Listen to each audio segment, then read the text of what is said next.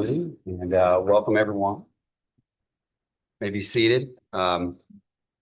Introductions. I'm Judge Jared Smith, and to my left we have Judge Rachel Kamutsas, and to my right Chief Judge Dan Traver.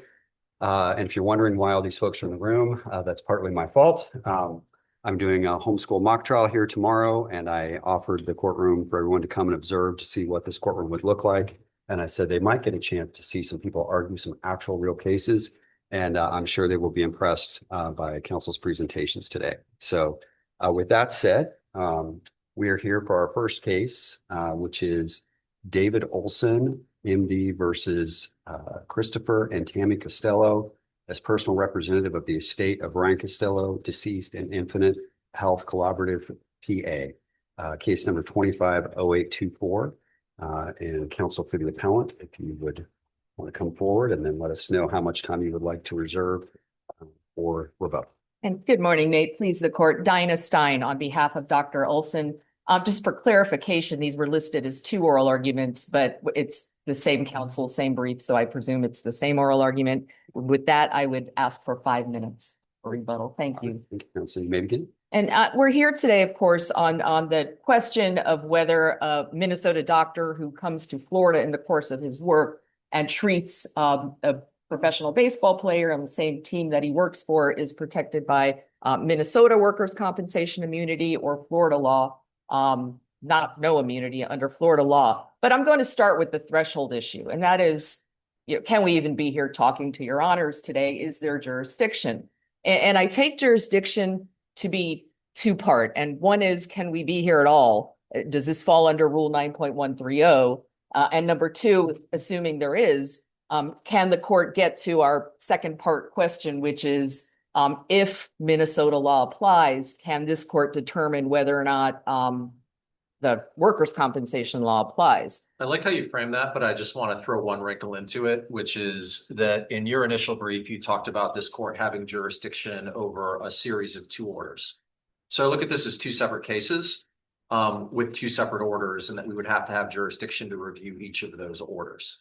And this isn't like a final appeal scenario where a final order then gives us the ability to look back at every interlocutory order beforehand.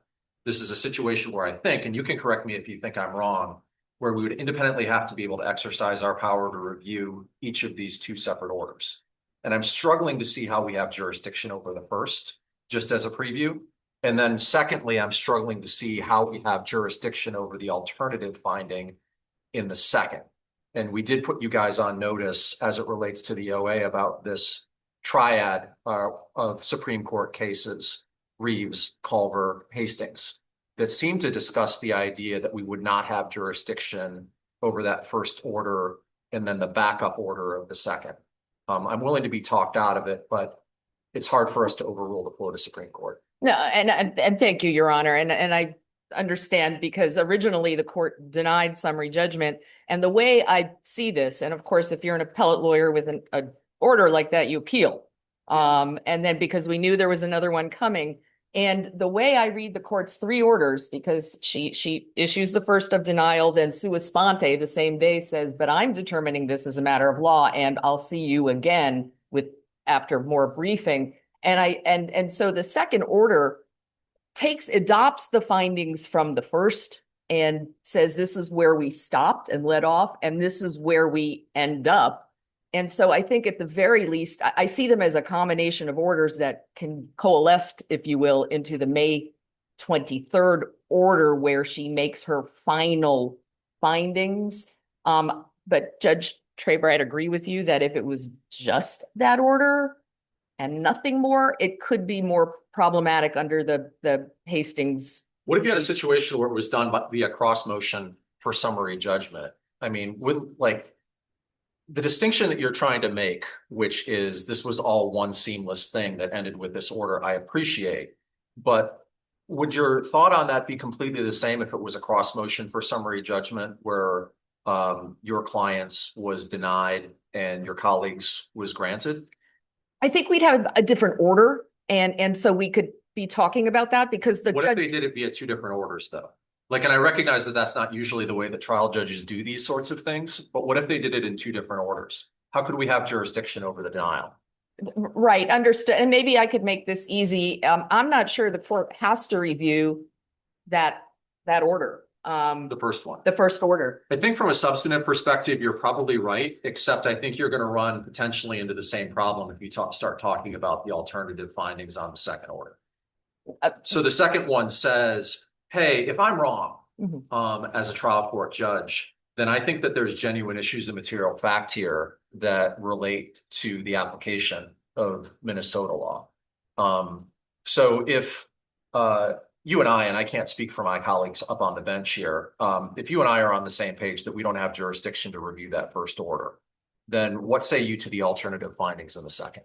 So, and yes, so, and I think we could draw a line, and I believe it's page 6 of the order where the court makes her legal finding and says, this is it, it's Florida law, and then says in the alternative, and judges are allowed to rule in the alternative. It's, helpful to everyone just to know, but it does not change the impact of the order at all. It's not, I wouldn't call it dicta, but it's essentially what it's an alternative finding, but I think the rubber hits the road if we agree with you on before page 6. Let's say, for the sake of my question, that I agree with you that before page 6 that the trial court erred. As it relates to that alternative finding, can I even listen to you this morning? Do I even have the power to listen to you this morning as it relates to that alternative finding? Could we possibly take power over this particular case and reverse for entry of summary judgment on your client's behalf? And if so, how does that line of case law allow us to? So the first part of that is I absolutely believe, and I believe Reeves supports your reversal on just the finding that Florida law applies. In other words, this court has jurisdiction to hold that this was a mistake under the choice of law. It was a wrong analysis. Under choice of law, it's Minnesota, and stop there. Let's just say that for, without getting into the rest of it, I believe under that, absolutely, because Reeves says you look at what the order does. In Reeves, it even though it didn't say it, it said it's clear that this is going to a jury for facts, and ergo, there's no jurisdiction. And here it's clear this isn't going to a jury. We're done. There's nothing more for it to be done on workers' compensation. It's over. And if I went back to the trial court and said, yes, but your alternative finding, she'd say, so what? That's an alternative finding. Your Honor's next question is, do you have jurisdiction to get past the top of page 6 and rule on the rest? And I will, this is our argument because I've looked into this and I don't know that the cases directly address it, although I did see one, which I'll tell the court about. Once we're in the door, I'd submit the court has jurisdiction and more discretion to be talking about things. I know that the Supreme Court does it. This is not the Supreme Court. It's a different jurisdictional analysis, but they traditionally will review non-conflict type issues. And I'm not sure what the constitutional authority is there other than you've gotten into the Supreme Court and they have jurisdiction. And now there's a discretionary element to that. I will point out to the court, we cited to a case called Wheeled Industries. It's from the 5th District, where it was similar to this. There was a finding as a matter of law and then a intentional tort type, it's going to the jury finding. And the court reviewed the matter of law one and then said, we don't have jurisdiction to review the finding of fact. But there was no analysis. And of course, as we know, this court doesn't necessarily always follow the 5th District. So I would say without any analysis, it's not binding. And I haven't found any court really addressing that. Yeah, I haven't either. It's a weird sort of like procedural posture. And I swear I'm going to let you get to the substance of your case in a second. And I appreciate you indulging the jurisdictional request, but it's important. It's this idea that's in Reeves and in Hastings that says, hey, the jury could bail you out. In other words, if you're not successful, if we don't have the power to give you what you want at the end of your initial brief, you could still moot that issue by prevailing on it in front of a jury that decided that Minnesota law did apply. So that's just my personal struggle, and I will stop hogging the bench. No, and I think jurisdiction is extremely important.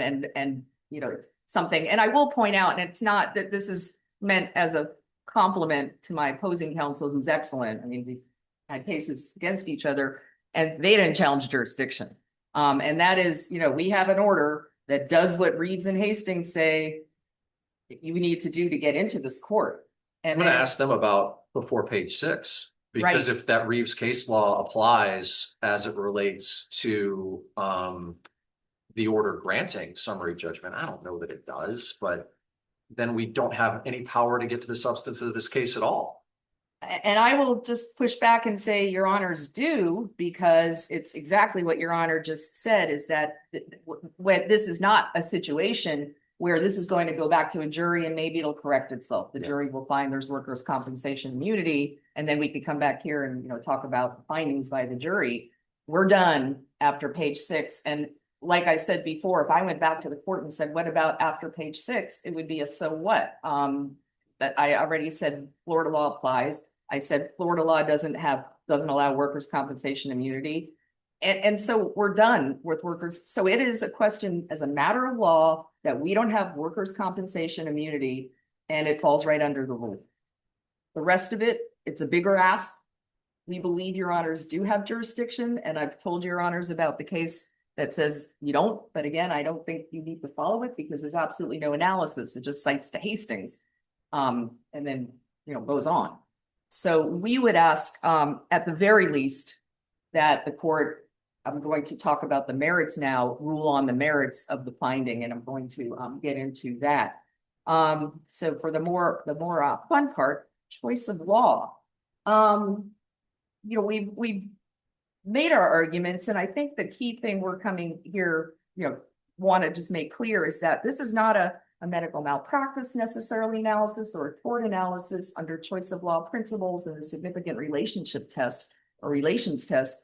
We're talking about significant relations under workers' comp immunity, and that's the focus of this. And so when we look at the 4 factors and then we consider the section 6 considerations, it's under the lens of workers' compensation immunity. And so that's where the analysis has to be. And, this is either, as we've said, it's either a false conflict in the sense that Florida law doesn't even get in the business of professional athletes and workers' compensation immunity. They just stay out of it. Isn't that a policy choice, though? Absolutely. Absolutely. And doesn't that, if I understand your argument correctly, doesn't it always become a self-fulfilling prophecy, though, as to favor the state that has the more developed workers' comp coverage? Not necessarily. So let's say Florida law did have workers' comp immunity here, but it was a little different than Minnesota law. Your honor's point, I think, is it's well taken, because now we're just comparing. And my point is that when we're talking policy, and your honor said we're policy, it's a legislature's policy.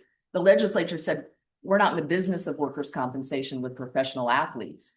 But I guess my point is that that's in and of itself is a policy choice. Correct. I mean, you've got different legislatures that are accountable to different citizenries in very different areas of this country, and they've made 2 diametrically opposed choices. It's very hard. And I guess this is a larger section 6 issue, because the way that you've looked at section 6, 2-part question. Number one, I'm not sure I understand the argument that the trial court didn't consider it when it says in the order that I considered it. And then separately, this categorical breakdown of section 6 does not seem to be the way that restatement section 125 is written. It seems to say that we're going to look at these 4 categories. And in looking at these 4 categories, we've got this holistic umbrella, as it relates to section 6. If I've got either of those things wrong, please dispel me of that notion. I agree with your honor. And I think that was what opposing counsel said. And I think it's just it was easier to brief by just putting all the 6 together. But I don't disagree with that at all. I believe that is how the cases determine it. I'll just start going through the 4 factors and we could talk about those. Yeah. And maybe that'll give it context. And the where the injury occurred, I will say this, because plaintiff is saying the injury occurred as soon as the alleged negligent treatment took place. Had Mr. Costello received treatment for his the syndrome, the WW syndrome, the next day and he was fine, there'd be no cause of action. This didn't become a cause of action until unfortunately he passed away, and that was in New Zealand. And as the court said, New Zealand obviously has little interest in this and no one's asking for New Zealand law to apply, but that's where the injury occurred. So when we talk about injury, it's not there's two factors in this test: where the negligence took place, which is Florida, and where the injury occurred. So, I know plaintiff wants to merge it all together in one, but this is a wrongful death case, and the injury is obviously the death, and the death did not occur in Florida. And by that time, Mr. Costello was no longer residing in Florida. Counsel, can you just go into that a little bit more in terms of assessing injury and the confidence that it happened by way of the death? When I was first looking at this case, it struck me as the doctor failed to flag and diagnose the decedent appropriately, triggering the injury, the events leading up to the death. So I don't know if it's semantics, but I am struggling with fully seeing the injury only happening in New Zealand. Can you kind of elaborate on how you're landing there? Yes, Your Honor. And I think I don't disagree with how Your Honor's framing this. I mean, that's what, the original act happened there. And what plaintiff is saying is then every day after that, the plaintiff had an injury, but there's no injury until the syndrome manifests itself. And so my point being, had it been treated, in other words, had he actually injured Mr. Costello in Florida, when he treated him that day, there'd be a tort that day and he'd have a cause of action that day. That didn't happen. He could have sought treatment after that, but and had it fixed. The entire cause of action didn't arise until the syndrome that wasn't diagnosed or had told about manifested itself. And there's a reason this test, the 4-part test, separates the two. One is to look at the cause of action, where it occurred, Florida. The other is, where did it manifest itself? It's like, the smoking injury case we pointed out, where the gentleman smoked for many years, but died or was diagnosed with cancer in Florida. There has to be a place where the negligence manifests itself. And that was in New Zealand. And counsel, you are into your rebuttal. I don't know if you want to stop and save the rest of your time. Unless Your Honors have a specific question regarding what we've argued, I think we've made our legal analysis pretty clear in the brief. So I'll save the rest of my time for rebuttal. Thank you. Counsel, I'm going to stop you there. And this is what I should have done when I started because of all of our visitors. I'm off the clock. I'm going to give you 60 to 90 seconds to tell our folks here, what is this case about? And Mr. Elliott or whoever's speaking on your behalf, I'll give you all the same opportunity off the clock as well. So if you want to address the audience, just let them know, because my apologies, this is an appellate argument. This is not a trial, like you see on TV. So. The introduction, so you wouldn't be completely bored or confused, but I apologize for that.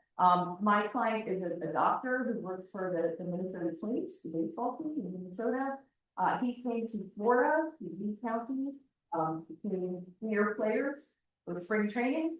And one of the players was Brian Costello, who had a heart condition. And the allegations against my doctor is that he was able to see this heart condition on a patient and cleared him for spring training. And unfortunately, very tragically, this man died down the road in New Zealand of this condition.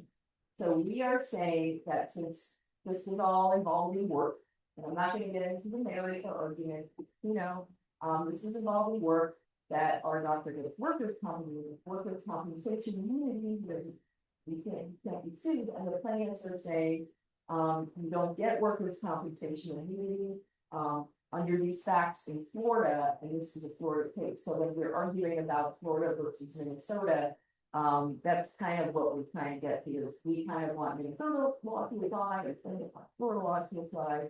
And that's, I guess, maybe an overview of what this Thank case you. is about. That was very nice. Thank you, counsel.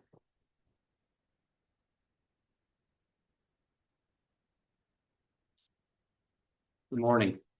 May it please the court, Michael Levine for Tammy and Chris Costello, personal representatives of the estate of their son, Ryan Costello. And Mr. Levine, I'll give you the same opportunity if you would Sure. like to talk to the audience before I start your time. Good morning, everyone. First, I think this is an amazing opportunity. I wish I had something like this when I was your age. But I agree largely with what you heard from this time. My clients are the parents of the young man, Ryan Costello. Ryan was chasing dreams, playing minor league baseball for the Fort Myers Miracle, which is part of the Minnesota swim system. And ultimately, prior to spring training back in 2019, he underwent a medical examination. That included an EKG, a heart test, and there's no dispute at all that the heart test showed he had what's called Wolff Parkinson White WPW.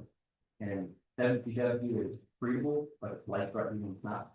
And there's also no dispute that it required additional workup to be treated, but unfortunately that never happened. And the exam was marked normal. It was marked no further action necessary, and Ryan never knew. No one told him. So he went about his life. 8 months later, playing baseball in New Zealand, doesn't make it down to $15, and he was diving to sleep in his hotel. And so that's what this case is about, this action that occurred here in Florida, and we don't have an immunity for this. Minnesota does. So Dr. Olson is trying to take that Minnesota law, throw it into the Florida court system here, and we do not. That's what this case is about. Thank you, counsel. Thank you both. All right, counsel, you may proceed. Thank you, Your Honor. So the trial court correctly concluded that Florida law applies because Florida bears the most significant relationship to this case and the issue of workers' comp immunity. And that is abundantly clear when you look at all of the factors, whether we're Definitely going to ask you about jurisdiction. Sure. And I'll jump right to it then. So with respect to jurisdiction, I think Your Honor hit the nail on the head. When you have that alternative finding under Minnesota law, there's issues of fact, then under 9.130, Dr. Olson would not be deprived of that defense if this court says Minnesota law applies. So if this court were to disagree, say no, Minnesota law I'm going to applies. ask about, because I really did appreciate your colleague's candor on that. It's not something, it's the mark of good advocacy as opposed to bad advocacy. I'm going to ask though about what you're asking us to affirm, whether we have the power to get to that. We've got these Florida Supreme Court cases that talk about the need for specific words to be in an order. I think you'd have to concede that those words are not in this order, the second order on appeal. Do we still have the jurisdiction to review it though? Sure. So this is a strange procedural posture because Your Honor's correct. Those magic words, so to speak, do not appear in the court's order. So the first part, the first 5 or so pages of the order is a choice of law decision. And so the effect of that choice of law decision is to deprive Dr. Olson of the immunity defense. I don't disagree with that at all. That's true. But if the court is saying Florida law applies, then there is no comp immunity defense. It doesn't exist. And what Olson has alleged in his answer and affirmative defenses is I get comp immunity under Minnesota law. And so those magic words don't appear. And so I think what Your Honor is suggesting is there wouldn't be jurisdiction to immediately look at a choice of law determination. I will agree, though, with what Ms. Stein said, which is the effect of the order is to deprive Olson of that comp immunity defense. So you got to find a way then to distinguish that group of Florida Supreme Court cases from the situation that you have at hand. What's that distinction? The distinction is really that the order deprives him of the defense entirely. And so he's going to go through the trial without that defense. And we think is the distinction as easy as those group of cases all talk about the denial of summary judgment? In this particular situation, you have summary judgment being granted. I don't think that's the distinction here. I think the issue is the availability of the defense. The defense is available to him if this court decides Minnesota law applies, and that would be the end of the inquiry because there's fact issues there.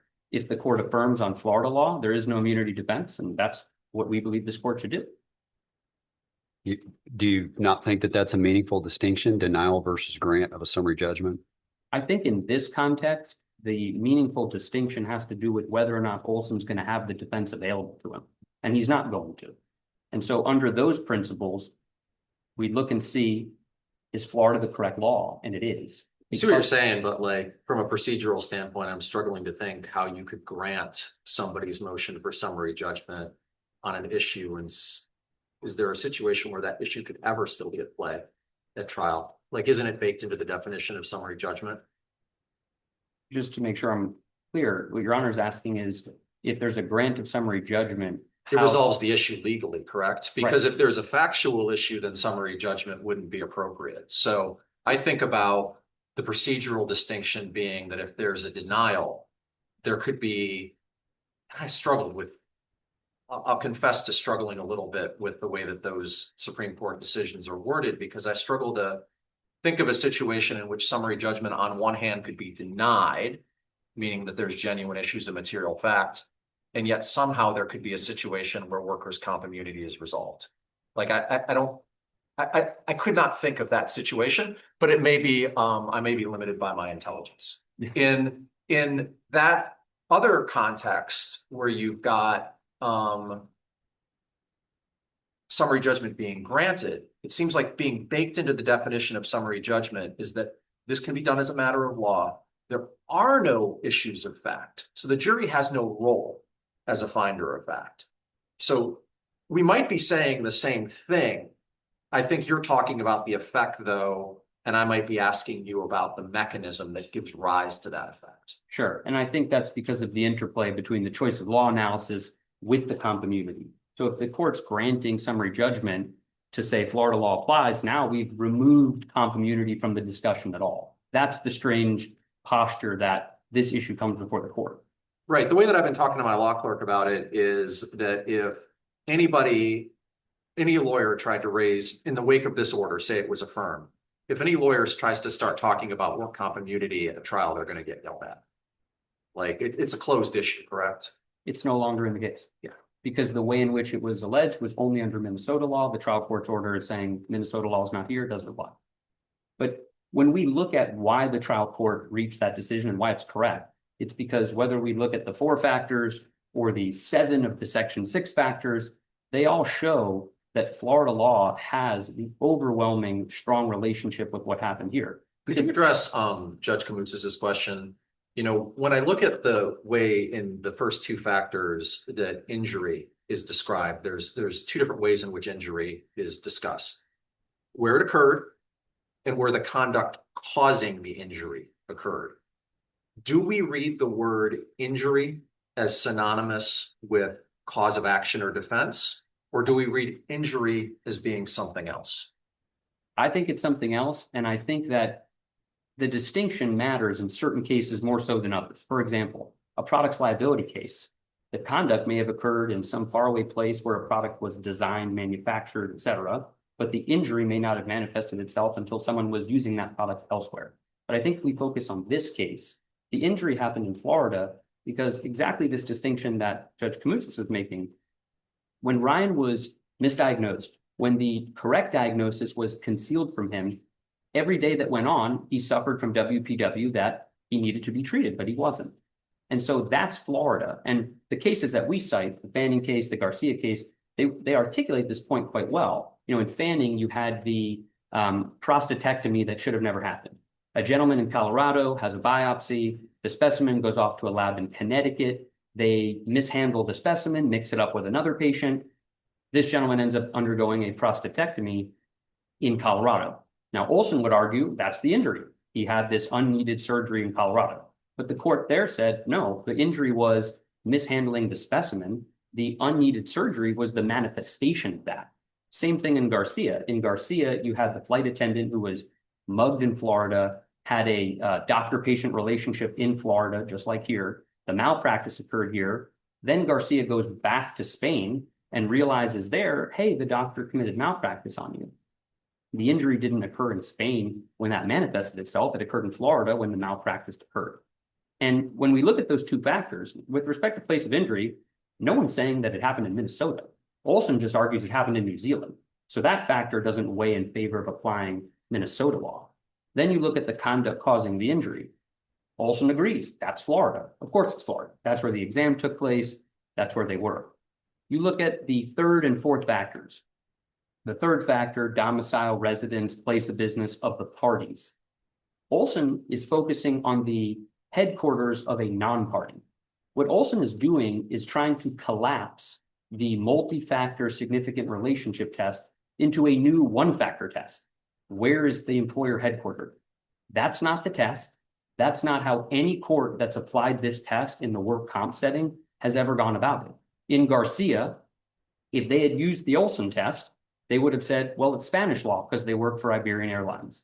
And in Marion Power, they would have said, well, it could be Illinois or it could be Delaware because that's where those companies are.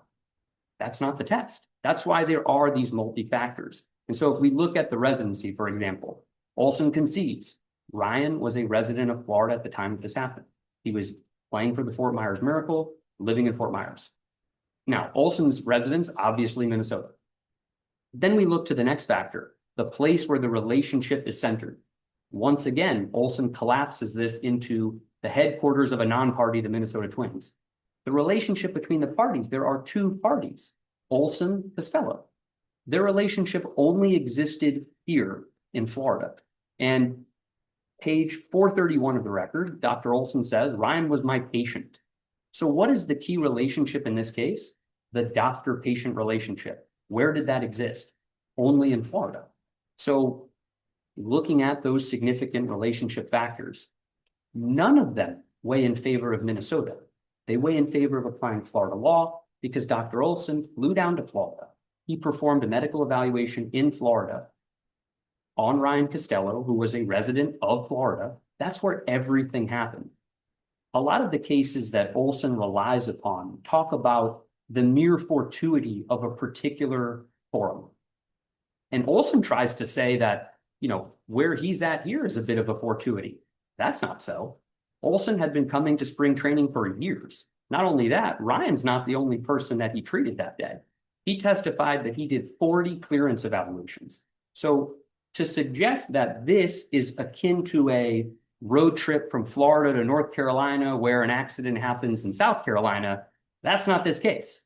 This is a doctor who came down here as part of his work, performed 40 pre-clearance evaluations, one of which was on Ryan Costello, committed malpractice here in Florida, the only place their relationship existed, and now he's trying to escape liability by imposing another state statute. And so when then you look to the other factors from Section 6, and I think Judge Traver, you pointed this out with the Olson brief treats Florida, quote, as a hands-off approach. Not so. Florida, this is not an issue that Florida hasn't thought about, hasn't legislated, far from it. Florida did legislate this, just in a way that doesn't help Olson. Florida specifically carved out professional athletes from Section 440, the workers' comp statute. And so this is not an area where, well, Florida hasn't said anything, so let's look to another forum. Florida spoke. They said there's no comp immunity. And then if you look at the Rudolph versus Miami Dolphins case, the first DCA specifically noted that there's reasons behind that decision. And number two, the athletes have the civil court system available to them, which is exactly why we're here. So there's no policy consideration that would say Florida should bend to the will of Minnesota just because they've decided to enact immunity in this circumstance. Perhaps it very well doesn't apply, but that's something that the trial court said there was a factual issue on. So Florida has spoken. There is a strong policy interest in making sure that our courts are open for redress of torts. And that's what this case is.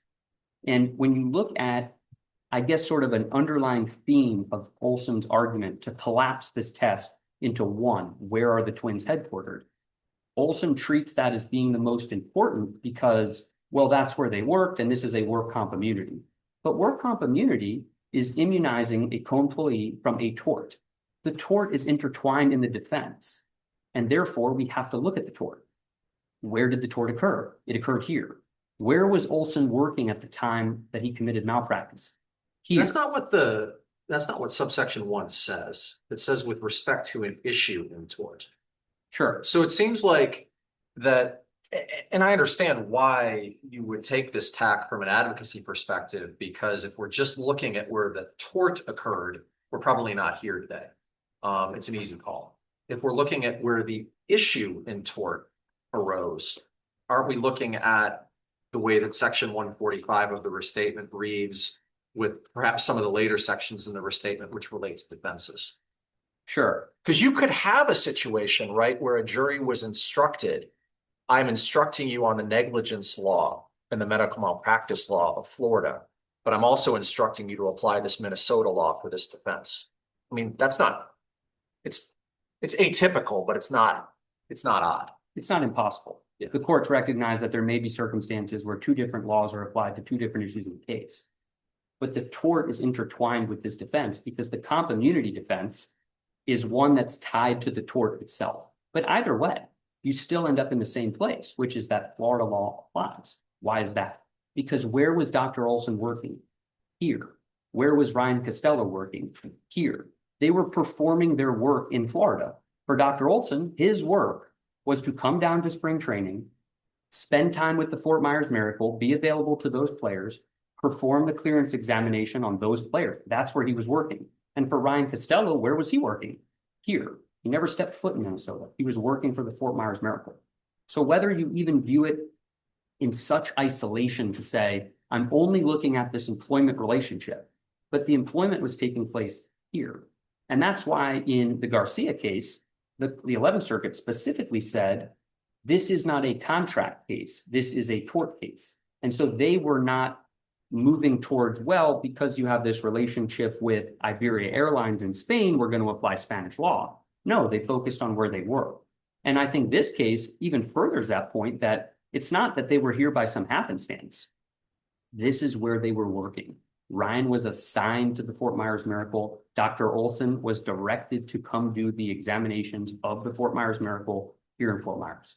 So that's why the Florida law applies.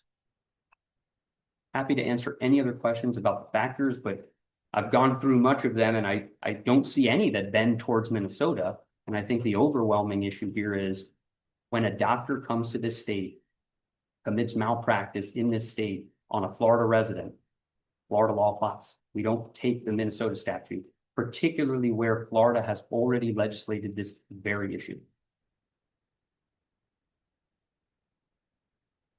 Thank you, counsel. Thank you.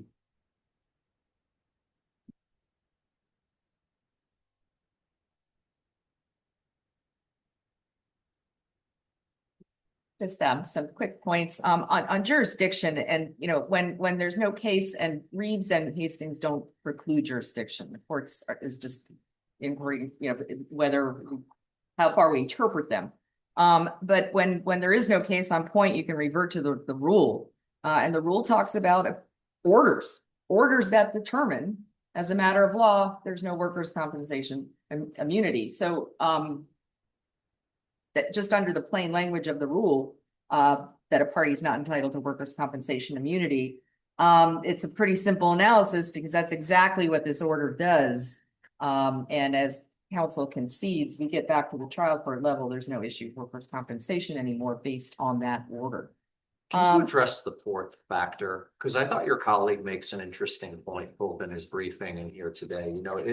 It doesn't talk about the relationship between the parties as it relates to the defense. If that phrasing was in there either in section 145 or in section 161, which generally just points us back to 145, maybe there might be more of a hook on that. But the way that I just plainly read that is the place where the relationship between Dr. Olson and Mr. Costello took place.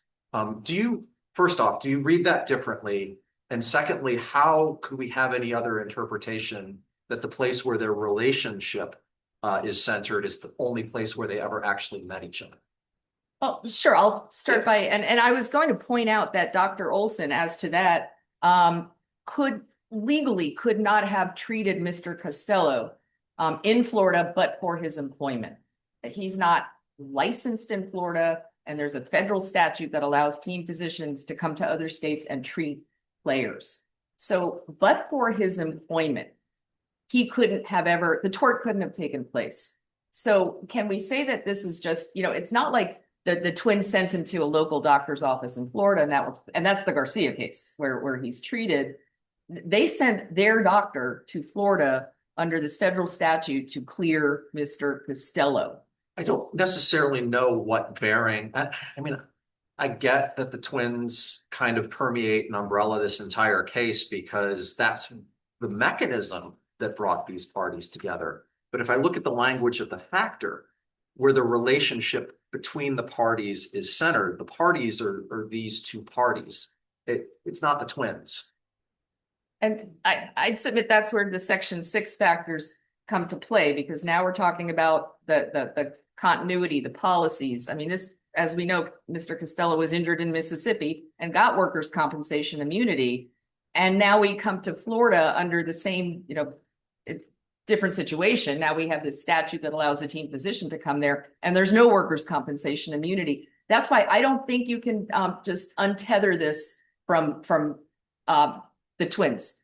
Does that reading always make the parties' shared employer kind of like a Section 6 super factor, though, as it relates to workers' comp immunity? Wouldn't that, under that interpretation of this, wouldn't that always be dispositive for workers' comp immunity? Who's your employer?